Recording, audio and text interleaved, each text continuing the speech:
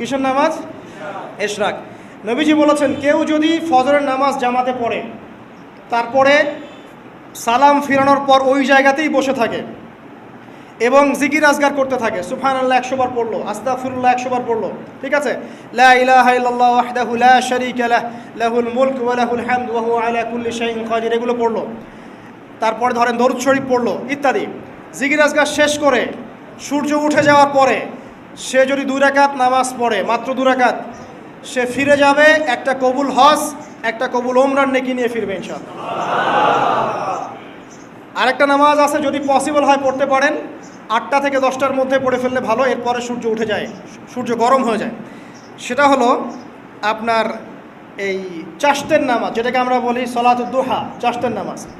আমরা অনেকে রিজিকের সমস্যায় ভুগি না, দারিদ্রতা, রিজিকের সমস্যা, আমাদের অভাব,